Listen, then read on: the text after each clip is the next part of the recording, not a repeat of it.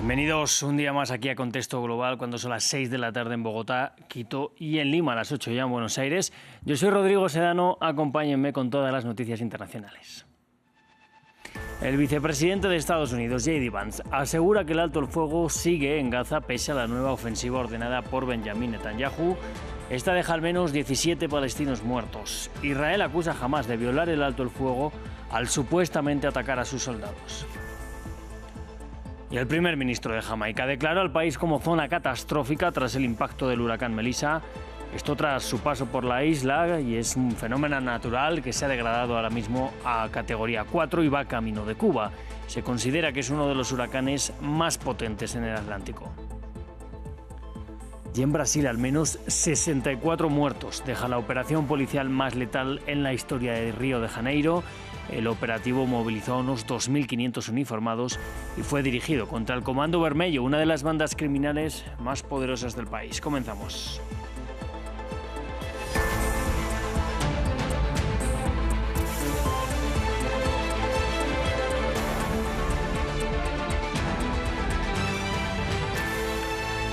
Vamos a comenzar con la mirada puesta en la Franja de Gaza. Allí Israel ha matado al menos a 17 palestinos en la renovada ofensiva ordenada por Benjamin Netanyahu.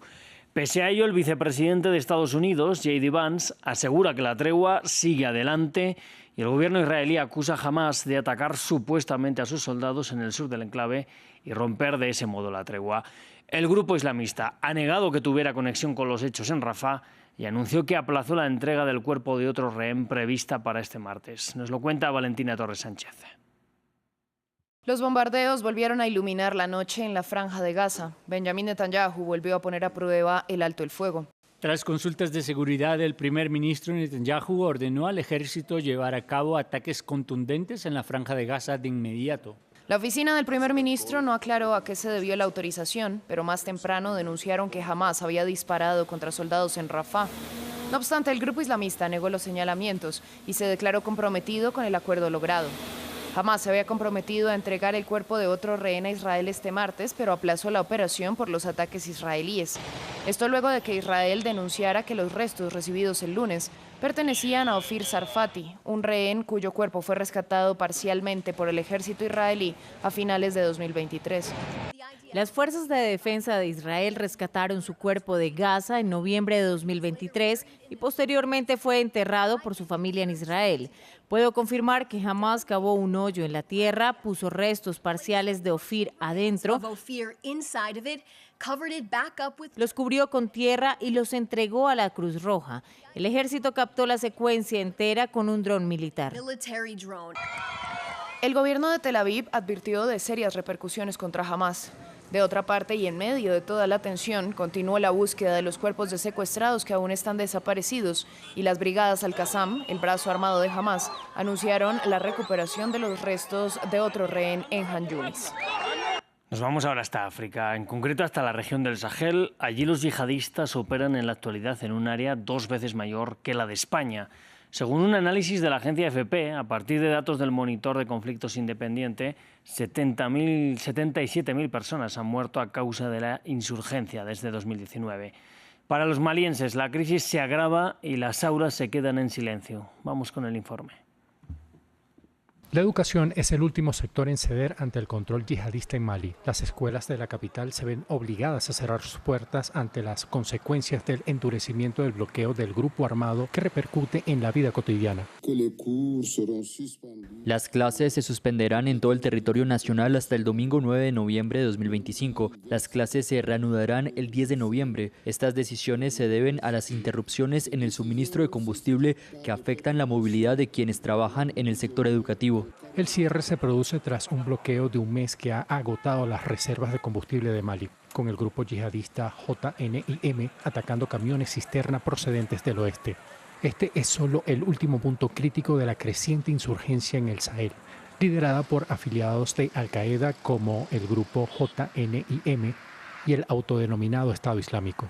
Estos grupos operan ahora en más de 1 millón de kilómetros cuadrados, el doble del tamaño de España, y la violencia está aumentando. En 2019 se registraron 1.900 ataques. El año pasado esta cifra superó los 5.500. Este año se han reportado 3.800 ataques. El balance es devastador, con alrededor de 76.900 vidas perdidas desde 2019. Tanto Al-Qaeda como el autodenominado Estado Islámico son responsables de aproximadamente la mitad de las muertes cada uno, y Mali y su vecino Burkina Faso sufren el 56% de esas muertes. Ambos países están gobernados por juntas militares que han expulsado a tropas occidentales, en particular a las fuerzas francesas en los últimos años. En su lugar, Rusia ha intervenido. Primero los mercenarios de Wagner y luego sus sucesores, el cuerpo africano, llenaron el vacío, acusados por grupos de derechos humanos de cometer sus propias atrocidades. Y en el Caribe, las miradas se desvían momentáneamente de los movimientos estadounidenses para centrarse en el recorrido del huracán Melissa por la región. Y es que, tras haber golpeado a Jamaica, convertido en un potente huracán de categoría 5, el fenómeno natural se degradó a categoría 4. El primer ministro jamaiquino, Andrew Holness, declaró al país como zona catastrófica, mientras los servicios de emergencia han reportado daños generales en edificios, entre ellos 6 hospitales, así como carreteras inundadas y árboles y postes de la luz caídos. Se espera que el huracán llegue al este de Cuba esta próxima madrugada. Y precisamente en Cuba se preparan para la llegada del huracán, que se espera toque tierra en el este de la isla durante la madrugada de este miércoles.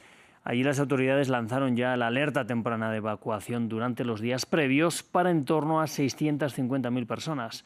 Nos lo cuenta nuestro corresponsal en La Habana, Lluís Muñoz. El huracán Melissa está registrando presiones de las más bajas de la historia, vientos de los más fuertes jamás registrados y avanza lentamente lo que supone un cóctel destructivo. Tras dejar Jamaica, Cuba se prepara para lo que la ONU ha considerado que es la tormenta del siglo y para ello ha evacuado a 650.000 personas y tiene en fase de alarma a 6 provincias del este del país. Es allí donde, de hecho, han dejado fuera de servicio 2 centrales térmicas y una de fuel para evitar daños mayores en un ya dañado sistema energético. Cabe destacar que en Cuba se espera que haya una potencialidad mortal, esto debido a posibles inundaciones súbitas, vientos fuertes, deslizamientos o también la posible rotura de presas. El presidente Miguel Díaz-Canel ha asegurado que este huracán puede ser uno de los más virulentos que hayan pasado jamás por la isla. Ha pedido a los ciudadanos precaución para evitar la mayor pérdida posible de vidas y ha asegurado que ya se están preparando para el día después, para la reconstrucción del daño que deje este huracán Melissa. El último huracán de categoría 5 que pasó por Cuba fue en el 2017 y fue Irma. Los últimos huracanes fueron en 2024, fueron Rafael y Óscar, que dejaron graves daños y agravaron la policrisis que vive la isla caribeña. Y vamos a cerrar hablando de Brasil para hablar en concreto de la última operación policial en las favelas de Río de Janeiro. Miles de policías irrumpieron en 2 de ellas en una mega operación antidroga contra el llamado Comando Vermelho, uno de los grupos criminales más poderosos del país. La redada desencadenó tiroteos y escena de guerra en toda la ciudad, con columnas de humo, bloqueos de calles y al menos 64 muertos según las autoridades. Es hasta ahora la operación más letal en la historia de Río de Janeiro. Nos lo cuenta Jesús Yajure.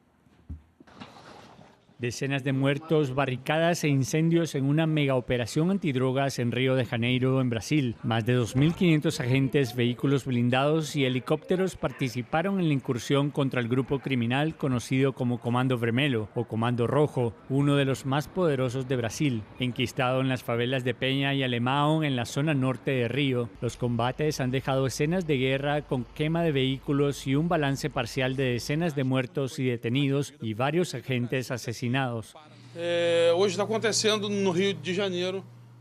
Hoy se está llevando a cabo en Río de Janeiro la mayor operación de la historia de nuestras fuerzas de seguridad. Hay 2.500 hombres trabajando en los complejos de Alemão y Peña. Un área de 9 millones de metros cuadrados que es el doble del tamaño del barrio de Copacabana. Según las autoridades, la operación se puso en marcha tras más de un año de investigaciones y es hasta ahora la más letal en la historia de Río, con más de 60 muertos, que duplica la operación llevada a cabo en Yacareciño en 2021. Los delincuentes usaron drones para lanzar bombas a la policía durante la redada, ordenaron el cierre de vías y robaron más de 50 buses, según medios locales. El gobernador admitió que la capacidad del Estado se ha visto superada y acusó al gobierno federal de negar pedidos de blindados de las Fuerzas Armadas, una acusación que ha sido rechazada por el gobierno de Lula da Silva. El Ministerio de Justicia y Seguridad Pública ha atendido con prontitud todas las solicitudes del gobierno de Río de Janeiro para el despliegue de la Fuerza Nacional en el Estado, en apoyo a los organismos de seguridad pública. Desde 2023 se han presentado 11 solicitudes, todas ellas han sido aceptadas. La policía también incautó rifles junto a una gran cantidad de drogas. El año pasado, aproximadamente 700 personas murieron durante operaciones policiales en Río de Janeiro. Así cerramos el informativo. Sigan conectados a France 24, que ya volvemos con más.